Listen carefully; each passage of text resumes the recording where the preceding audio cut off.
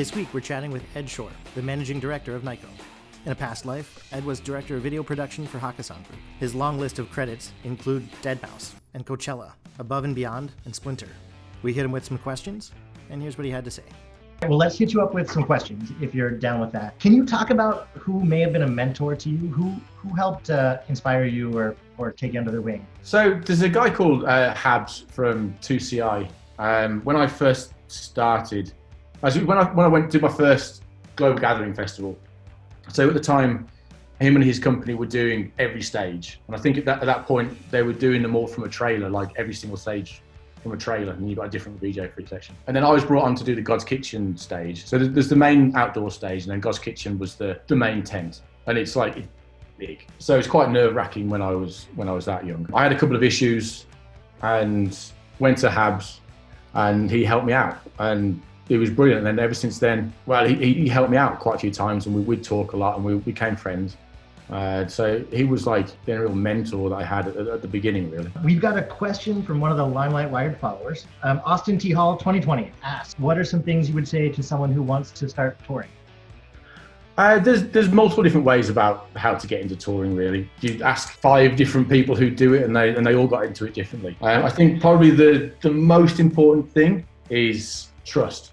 Really, I think once you've got to build up your name, and it's kind of hard to do that in the first place. So I think maybe like doing what you can to go to venues and taking a risk and asking to see people and talk to people. As I said before, I got into it in a completely different way to someone who went and studied lighting or video. Once you start knowing people, the work will come to you if people can trust you and people think that you can handle the work. So I think it's just being a genuine person, knowing your stuff, being knowledgeable about your craft, and don't be a dick.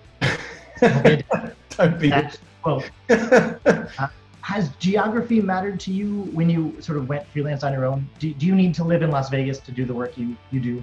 No. Okay. I mean, some of the work that I've had is because I've been based here, but like when Chaos opened, while it was open, I was probably one of the only like freelance VJs that was available for work. So I got quite a lot of different shows coming through there and filling in for people from all sorts, from hip hop to Latin artists to like Eric Prydz, for example. I mean, as long as you've got an airport near you, then you're good to go as much as anybody, really. How are you continuing to expand your skill set? And maybe this is a sort of timely question, but are you doing anything right now? Is this downtime allowing you growth?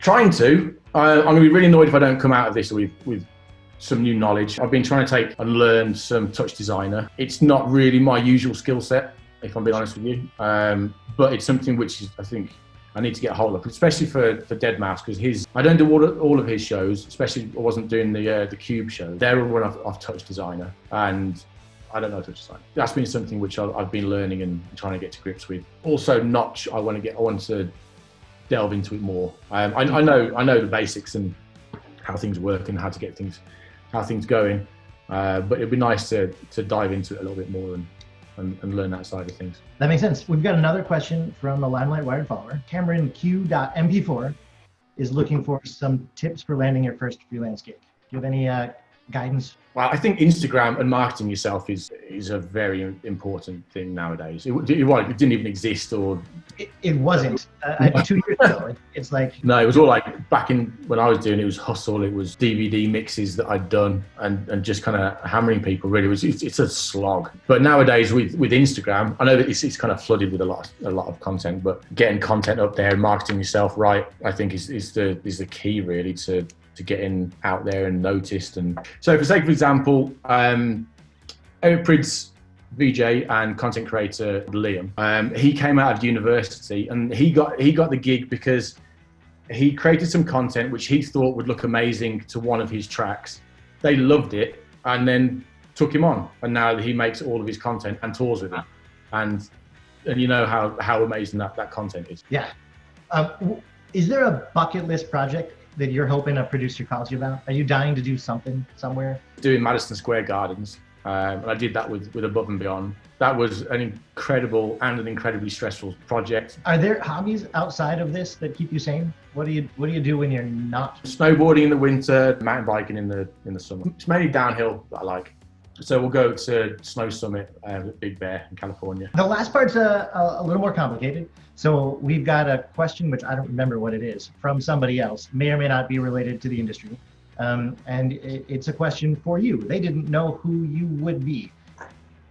All right, so in this time of being stuck in your kitchen or in your home or wherever with a kitchen, since you now have the time, what meal would you cook for yourself?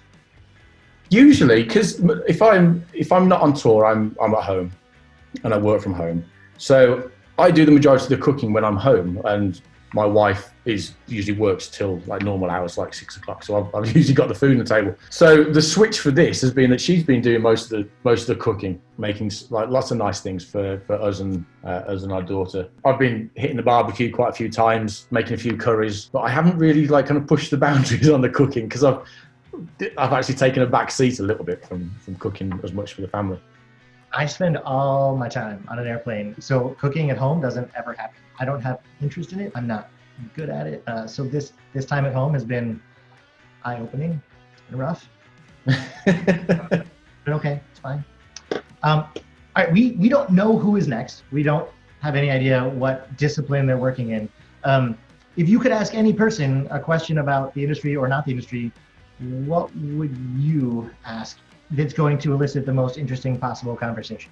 Thank you so much for tuning in. And Ed, thank you for spending some of your time with us. As for next week, here's what we've got in store.